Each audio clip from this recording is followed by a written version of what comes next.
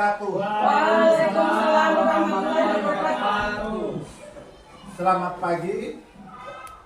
Alhamdulillah hari ini kita bisa berkumpul kembali untuk membahas tentang aksi nyata modul 1.4 tentang budaya positif, menyebarkan pemahaman dan pengalaman penerapan budaya positif. Sebelum kita lanjut, saya ucapkan terima kasih kepada Bapak Kepala Sekolah dan rekan-rekan Dewan Guru yang sudah dapat berkumpul di sini untuk bisa menyaksikan tentang penerapan atau menyebarkan pemahaman dan pengalaman penerapan budaya positif. Kita lanjut saja di sini. Selamat datang para guru hebat. Mari belajar bersama, berkolaborasi, saling mendukung demi mewujudkan disiplin positif di sekolah kita yang tercinta ini, SDN 106 Buton. Di sini yang saya paparkan adalah tentang konsep utama modul budaya positif. Yang pertama saya akan paparkan tentang perubahan paradigma belajar. Yang kedua tentang disiplin positif. Ketiga, kebutuhan dasar manusia. Keempat, motivasi perilaku manusia. Yang kelima, posisi kontrol restitusi. Yang terakhir, segitiga restitusi.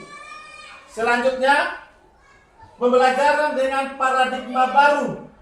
Di sini, pembelajaran dengan paradigma baru dirancang berdasarkan prinsip pembelajaran yang diferensiasi sehingga setiap siswa itu belajar sesuai dengan kebutuhan dari tahap perkembangannya untuk mewujudkan profil pelajar Pancasila. Di sini ada 6 pilar profil belajar Pancasila. Yang pertama, beriman, bertakwa kepada Tuhan Yang Maha Esa dan berakhlak mulia. Yang kedua, berkebinekaan global. Yang ketiga, bergotong royong. Selanjutnya, kreatif, bernalar kritis. Dan yang terakhir adalah mandiri. Itu yang kita untuk wujudkan di sekolah kita di SDN 106 Buton untuk menumbuhkan profil pelajar Pancasila baik kepada guru-guru maupun kepada murid-murid kita. Saya lanjut. Di sini ada disiplin positif. Ya, di dalam sekolah kita, dalam budaya kita untuk memaknai kata disiplin. Disiplin di sini dimaknai menjadi sesuatu yang dilakukan seseorang pada orang lain untuk mendapatkan kepatuhan. Di sini sering kita disiplin itu selalu kita maknai menjadi sesuatu yang untuk dilaksanakan seseorang, khususnya peserta didik kita untuk mendapatkan kepatuhan supaya mereka patuh. Jadi selama ini kita membuat aturan dengan kata disiplin buat murid-murid kita patuh kepada aturan. Jadi kita cenderung menghubungkan kata disiplin dengan ketidaknyamanan. Selanjutnya di sini sebagai pendidik tujuan kita adalah menciptakan anak-anak yang memiliki disiplin diri sehingga mereka bisa berperilaku dengan mengacu pada nilai-nilai kebajikan universal dan memiliki motivasi intrinsik bukan ekstrinsik. Ya, jadi disiplin yang kita akan buat ke depannya nanti di sini harus mereka memiliki motivasi intrinsik dari dalam diri mereka sendiri, bukan dari dalam tekanannya kita. Kita harus tekan, harus disiplin seperti ini. Kalian buat salah seperti ini, kita hukum jemur, hukum dengan menghormat bendera. Itu dari ekstrinsik, jadi mereka takut. Jadi kedepannya kita buat untuk memotivasi mereka dari dalam dirinya mereka sendiri, sehingga mereka bisa disiplin. Selanjutnya, disiplin positif merupakan salah satu cara penerapan disiplin yang bertujuan untuk menumbuhkan kesadaran serta memberdayakan anak untuk melakukan sesuatu tanpa sogokan, ancaman maupun hukuman. Ya, jadi di sini kita disiplin selama ini yang kita lakukan selalu siswa itu menganggap itu adalah sesuatu ancaman. Jadi membuat di situ mereka sangat terlalu takut dengan ancaman yang sering kita buat. Iya, kalian tidak mengejarkan PR. Yang tidak mengejarkan PR, Pak Guru jemur hormat bendera selama 10 sampai 12 menit. Di situ mereka takut. Ya, jadi di situ motivasi yang muncul dari mereka ekstrinsipnya, bukan intrinsik, bukan dari dalam mereka diri sendiri. Kita lanjut, itu tentang disiplin positif. Di sini tentang kebutuhan dasar manusia. Di sini terbagi atas 5: bertahan hidup, kasih sayang dan rasa diterima, penguasaan, kebebasan dan kesenangan. Saya lanjut. Ya, di sini motivasi perilaku manusia. Di sini motivasi merupakan dorongan yang timbul pada diri seseorang secara sadar atau tidak sadar untuk melakukan suatu tindakan dengan tujuan tertentu. Di sini ada 3 motivasi perilaku manusia. Yang pertama, menghindari ketidaknyamanan dan hukuman. Di sini murid melakukan disiplin diri karena ia takut dihukum. Ini merupakan motivasi ekstrinsik. Ya, di sini kita lihat menghindari ketidaknyamanan dan hukuman. Murid melakukan disiplin diri karena ia takut dihukum. Ini merupakan motivasi ekstrinsik. Ya, tadi saya sudah sampaikan contoh, kita memberitahu anak peserta didik kita atau murid kita yang tidak mengerjakan PR, besok Pak Guru atau Ibu Guru hukum menghormat bendera selama 10 menit. Sehingga di situ membuat rasa takut kepada peserta didik peserta didik, sehingga mereka melakukan sesuatu itu karena rasa takut. Jadi itu yang muncul adalah ekstrinsik, bukan dari dalam diri mereka sendiri. Kenapa harus mereka berbuat seperti itu? Yang berikutnya, mendapatkan imbalan atau penghargaan dari orang lain. Murid melakukan disiplin diri karena ia ingin mendapatkan imbalan. Ini merupakan motivasi ekstrinsik. Ternyata kita memberikan imbalan atau penghargaan kepada peserta-peserta didik yang merasa mampu, itu juga termasuk dalam motivasi ekstrinsik, motivasi yang ada dari dalam luar peserta didik. Harusnya mereka berbuat itu atas kemauan mereka sendiri supaya mereka bisa mampu dan tidak ada sifat iri dari teman-teman yang lain. Kita lanjut, menghargai nilai-nilai kebajikan diri sendiri. Di sini murid melakukan disiplin diri karena sadar akan nilai kebajikan dirinya. Ini merupakan motivasi intrinsik. Ya, ini yang dianjurkan dalam profil pelajar Pancasila. Salah satunya menghargai nilai-nilai kebajikan diri sendiri. Di sini murid dituntut untuk melakukan disiplin diri karena sadar akan nilai kebajikan dirinya. Ini merupakan motivasi intrinsik.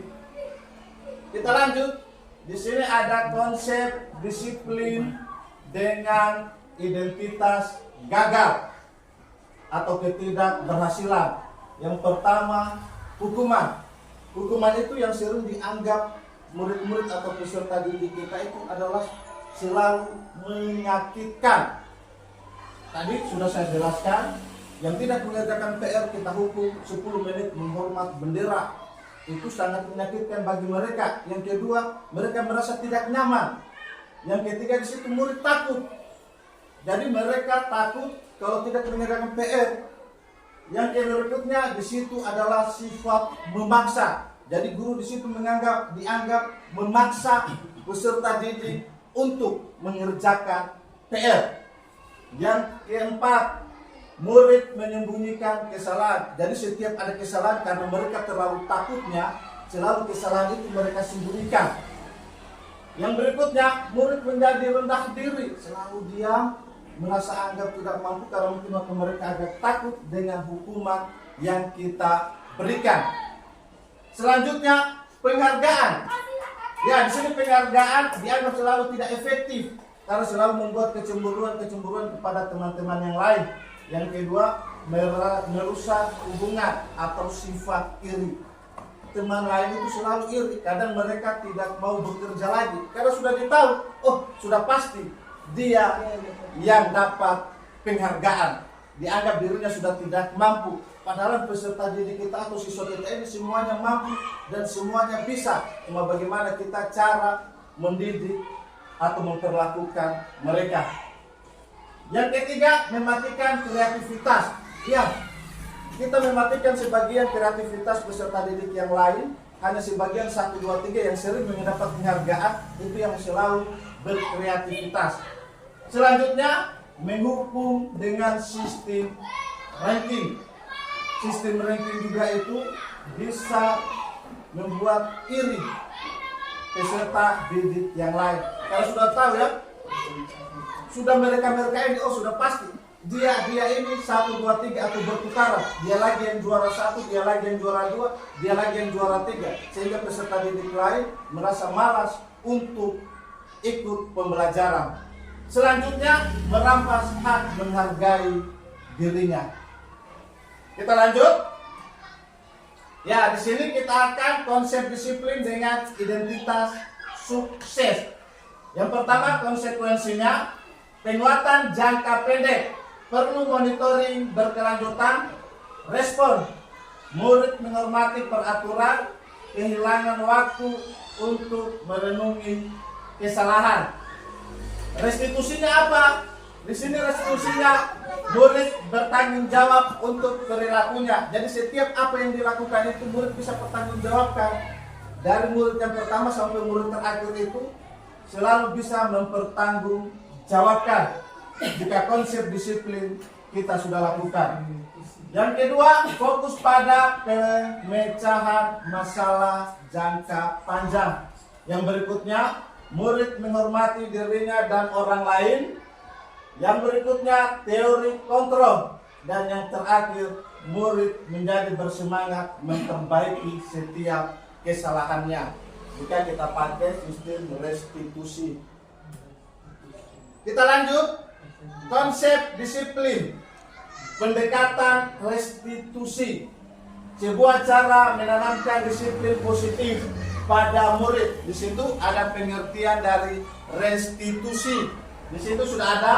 Restitusi adalah proses menciptakan kondisi bagi murid untuk memperbaiki kesalahan mereka sehingga mereka bisa kembali pada kelompok mereka dengan karakter yang lebih kuat. Di situ ada ciri-ciri restitusi.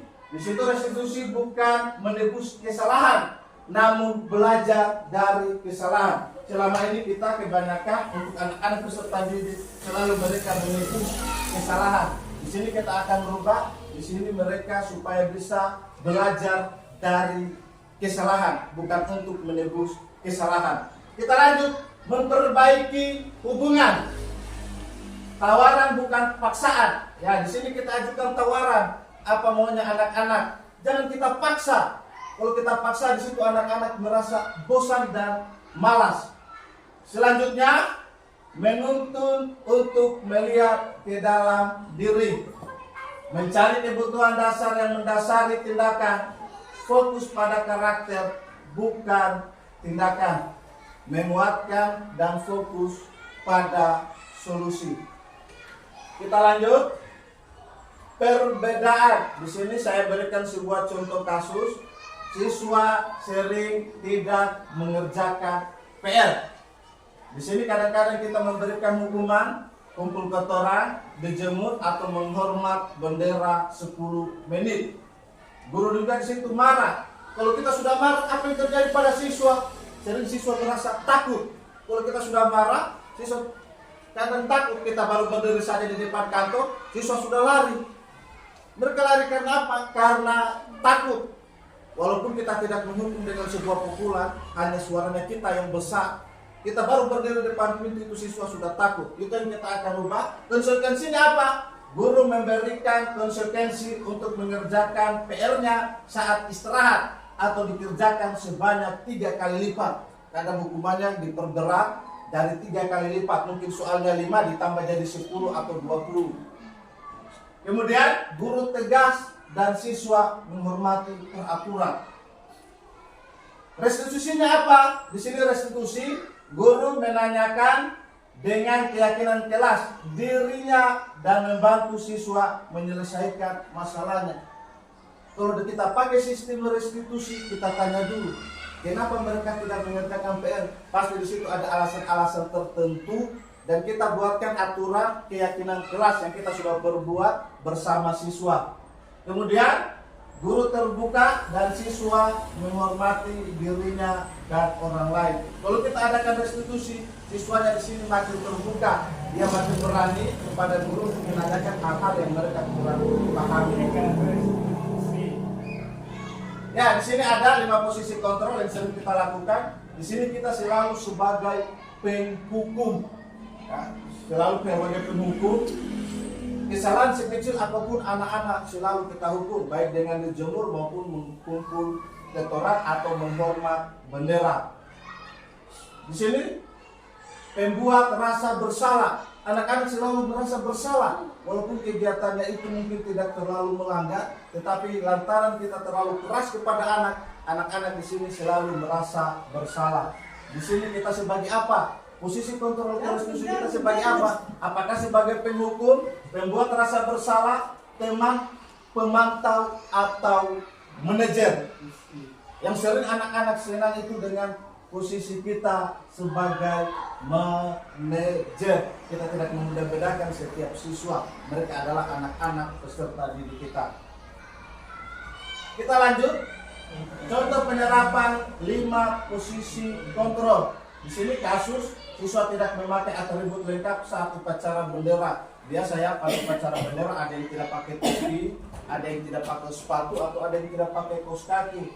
Ya, di sini kalau kita sebagai penghukum, di sini patuhi aturan sekolah. Kalau tidak patuhi, berdiri, pisahkan barisan. Jika kita sebagai pembuat rasa bersalah, kita sering menegur siswa. Berapa kali Pak Guru harus memberitahu kamu? Pak Guru kecewa sama kamu. Seandainya kita pembuat rasa bersalah, kita tegur itu anak-anak. Yang ketiga, kita sebagai teman, kita hanya memberitahu, ayolah yang tertib, buat Pak Guru bangga. Kali ini tidak apa-apa, kamu salah. Kita membolehkan kesalahan teman-teman yang mungkin bisa terulang kembali berikutnya. Di sini kita sebagai pemantau, kami sudah melanggar. Apa peraturan dan konsekuensinya? Yang terakhir sebagai manajer, apakah kamu tahu kesalahanmu? Kira-kira bagaimana kamu akan memperbaiki kesalahan ini? Kita tanyakan lagi kepada siswa itu. Kita suruh mereka cari tahu sendiri apa itu kesalahannya. Jangan kita yang beritahu. Kamu tidak pakai topi, pisahkan barisan. Kalau kita pakai secara manajer, posisi kontrol kita sebagai manajer, kita tanya dulu apa kesalahanmu. Kita tanya siswa, mereka cari tahu sendiri apa itu kesalahan yang mereka perbuat. Jika mereka sudah tahu, tanyakan bagaimana kamu akan memperbaiki kesalahan itu. Minta mereka bagaimana caranya untuk memperbaiki kesalahan. Karena kalau kita minta, iya, minggu depan saya tidak akan lagi ulangi, saya akan datang. Karena mereka terlambat, saya akan usaha bangun cepat, saya suruh orang tua. Minta mereka memperbaiki kesalahannya sendiri. Jangan kita yang menekan seolah-olah kita di sini membuat rasa bersalah mereka. Kita lanjut. Keyakinan kelas. Mengapa keyakinan kelas? Mengapa tidak pakai saja peraturan kelas? Harus pakai kata keyakinan. Ya, di sini ada 2 poin. Mengapa kita memiliki peraturan tentang penggunaan helm pada saat mengendarai kendaraan roda 2? Ada yang tahu? Teman-teman guru sekalian, mengapa kita memiliki peraturan? Semua pintar bawa motor, paling hanya 1, 2, 3 yang tidak tahu bawa motor. Tapi dia tidak tahu bawa motor, harus pakai helm. Ya, Bu Guru, Pak Guru. Ya, di sini ada sebuah pertanyaan, mengapa kita memiliki peraturan tentang penggunaan helm pada saat mengendarai kendaraan roda 2 atau motor? Ya, silakan Bu Guru. Kenapa? Agar kita menjaga keselamatan. Keselamatan. Yang kedua, mengapa kita memiliki peraturan tentang penggunaan masker, cuci tangan setiap saat? Kenapa? Ada yang tahu kenapa harus kita pakai masker? Kenapa harus kita cuci tangan setiap saat? Polusi udara bagus. Ya, inti dari permasalahan pertanyaan tentang keyakinan kelas ini, yang pertama tidak memakai helm. Kunci utamanya adalah keselamatan. Buat siapa? Buat kita sendiri. Yang kedua, memakai masker dan mencuci tangan. Itu kesehatan. Buat siapa? Buat kita, diri kita sendiri, bukan buat orang lain. Pakai helm, keselamatan. Buat siapa? Buat pengendara motor. Siapapun yang bawa motor, pakai helm buat keselamatan dia sendiri. Siapapun yang keluar pakai masker, cuci tangan sebelum melakukan sesuatu, itu kesehatan bagi dia sendiri. Di situ salah satu contoh untuk kita buat keyakinan kelas yang muncul dari dalam dirinya. Kenapa dia harus pakai helm dan kenapa dia harus pakai masker. Kita lanjut. Kegiatan membuat keyakinan kelas. Guru bersama siswa membuat keyakinan kelas. Kita membuat keyakinan kelas itu yang pertama kita diskusi dulu dengan siswa.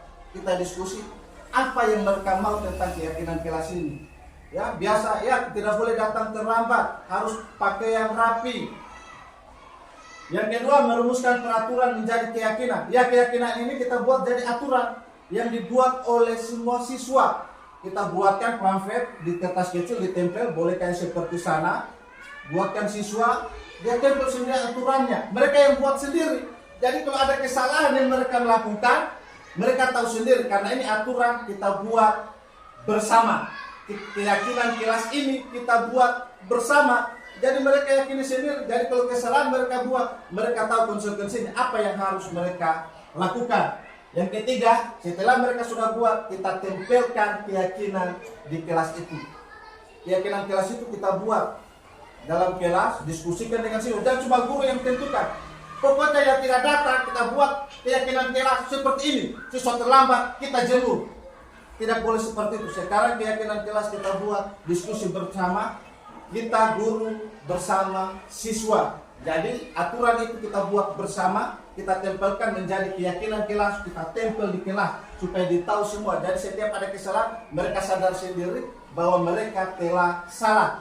Karena itu dibuat kita bersama, bukan oleh guru sendiri. Kita lanjut. Ya, di sini ada contoh keyakinan kelas. Di sini terlalu banyak sehingga saya ambil, bisa diambil salah satunya. Yang pertama, datang tepat waktu di sekolah. Kadang siswa dia tulis, oh datang tepat waktu di sekolah. Kita buatkan satu keyakinan kelas. Ada lagi dia tulis, mengucapkan salam ketika masuk atau keluar kelas. Berikutnya, melakukan piket kebersihan sesuai jadwal. Yang berikutnya, menghormati guru dan siswa. Bisa diambil salah satunya. Terserah siswa dia mau tulis apa. Ambil yang paling penting. Tempel di dinding. Jadikan itu sebuah keyakinan kelas. Jadi setiap mereka melanggar, mereka yakin sendiri bahwa mereka salah. Karena yang membuat keyakinan kelas, kita semua, bukan guru. Kita lanjut. Bagaimana pembentukan keyakinan kelas? Yang pertama lebih abstrak dari peraturan. Karena itu kita buat secara diskusi bersama dengan guru dan siswa. Yang berikutnya berupa pernyataan universal. Dibuat dalam bentuk positif. Karena semua positif yang dilakukan. Anak-anak tulis itu semuanya bentuk positif untuk dikerjakan. Yang berikutnya sedikit saja agar mudah diingat. Makanya kalau siswanya 20 atau 30, ambil yang penting, poin-poin penting. Sedikit saja, terus ambil semua siswa dan tulis 30. 30 keyakinan kelas kita tempelkan di dinding untuk mereka pahami. Ambil poin-poin yang paling penting. Menjaga kebersihan, datang tepat waktu. Kalau guru duluan datang, siswa tidak boleh lagi masuk. Itu biarkan mereka yang tulis. Selanjutnya, sesuai dengan kondisi kelas dan sekolah agar mudah diterapkan. Ya, jadi siswa itu dia buat keyakinan kelas sesuai yang ada di kelas, yang ada di sekolah kita. Terus lagi ambil sekolah yang ada di Matamawe atau sekolah yang ada di Manuru. Karena kadang kondisi setiap sekolah itu berbeda. Semua warga kelas atau sekolah dilibatkan. Ya, seperti saya bilang tadi, bukan cuma guru yang menentukan keputusan. Membuat keyakinan kelas harus seperti ini, harus seperti ini. Semua terlibat, baik putra putri, murid-murid kita libatkan untuk buat keyakinan kelas. Kita lanjut. Ya, kita di sini lanjut segitiga restitusi. Di sini menstabilkan identitas. Kita semua akan melakukan hal terbaik bisa kita lakukan. Yang kedua, validasi tindakan yang salah. Semua perilaku memiliki alasan. Siswa itu setiap yang salah pasti ada alasannya. Kenapa dia terlambat? Kenapa tidak pakai topi? Dan kenapa bajunya di luar? Pasti ada alasan. Kita pakai segitiga restitusi, menstabilkan identitas, kita tanya dulu siapa namanya, kemudian tindakannya itu salah atau tidak. Setiap tindakan kesalahan pasti ada alasannya. Sekecil apapun kesalahan siswa, ada alasannya. Tanyakan mereka alasannya apa. Kemudian menanyakan keyakinan. Kita semua memiliki motivasi internal. Kita lanjut. Ya, dalam penerapan program disiplin positif, hendaknya guru memiliki standar kepribadian profesional dan sosial yang baik, di mana guru mampu berefleksi pada posisi kontrolnya saat ini. Bagaimana perjalanan dirinya sebagai seorang manajer. Kita di sini dituntut sebagai manajer yang menuntut murid-murid menjadi insan mandiri, merdeka, dan bertanggung jawab. Standar pendidikan nasional. Ya, semoga sesi belajar kita hari ini membawa manfaat sehingga dapat mewujudkan pelajar berprofil Pancasila. Salam merdeka belajar. Terima kasih. Guru bergerak Indonesia maju. Billahi taufik wal hidayah. Assalamualaikum warahmatullahi wabarakatuh. Bismillahirrahmanirrahim. Assalamualaikum warahmatullahi wabarakatuh. Saya Ilyas SIP, Kepala Sekolah SD Negeri 106 Buton, tepat di mana Laode Muhammad Arman mengajar. Saya bangga kepada Laode Muhammad Arman yang masuk menjadi calon guru penggerak. Destinasi pengubasan yang dipaparkan oleh Bapak Laode Muhammad Arman merupakan aksi nyata dalam program guru penggerak. Mudah-mudahan diskriminasi yang disampaikan oleh Bapak Laode Muhammad Arman akan menjadi motivasi atau menjadi contoh bagi guru-guru SDN 106 Buton. Dan nantinya anak-anak akan menjadi disiplin supaya bisa meningkatkan motivasi siswa dalam belajar, bisa meningkat sedemikian yang bisa saya sampaikan. Demikian yang bisa saya sampaikan.